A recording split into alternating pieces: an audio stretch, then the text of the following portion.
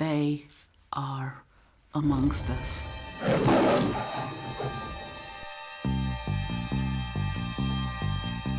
Georgia flashed her ID badge in the cursory manner. That is, she took a sharp breath in so that her rib cage expanded as much as her grey tunic allowed, paused for a count of 3 as she arrived at the checkpoint, and then moved on. Nobody noticed the flecks of green in Georgia's dark eyes, or the green tint in her slender fingers and fingernails. All the guard saw was a well-endowed young black girl with a yellow name tag passing through his gate into the yellow zone. The word pretty didn't even enter the guard's head. Mill workers, dyers, fabricators, polishers, all worked in yellow zone, sucking up the poisons nobody else could live with. These weren't quite bottom feeders, creatures rootling around in the shit end of eco-world, but they weren't so far off. The truth was that Georgia had made the journey to Yellow Zone too many times in her life as a young adult. But this morning was different. Everything looked, felt, and smelled different. The lights were somehow brighter, almost painful.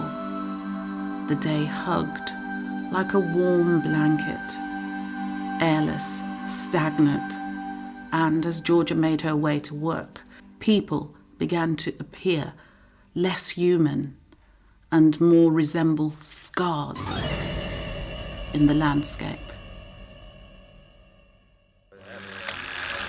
Nothing made sense, not voices or the work. Someone shoved something white and scrunched under Georgia's nose. The white thing came away covered in blood, and she knew instinctively that she should be alarmed.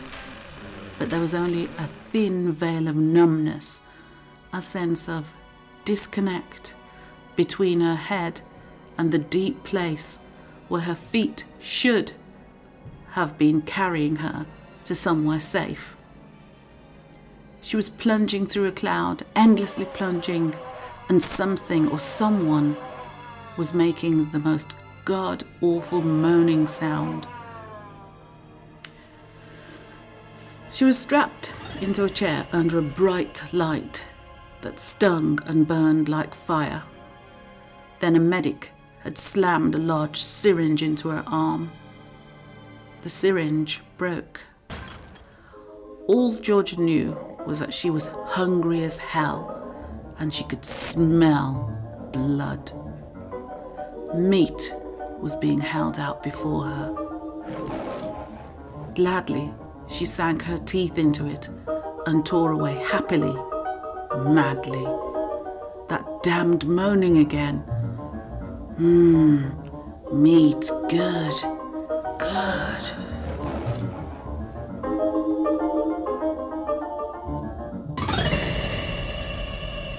Georgia didn't know it, but she was one of the first humans to succumb to the plague that was to ravage the pristine new world of mankind for,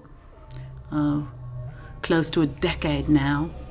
The plague that would have the scientific community of eco-world scratching their heads as they studied the DNA of man, animals and alien plants in search of the ultimate answer to the question, had they really gotten rid of it? The problem wasn't people like Georgia. Those who presented with the symptoms could be locked away, dealt with.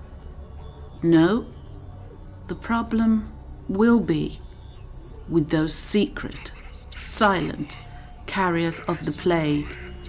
For we, the inhabitants of eco-world, can be certain of one fact: they are amongst us. Meat good.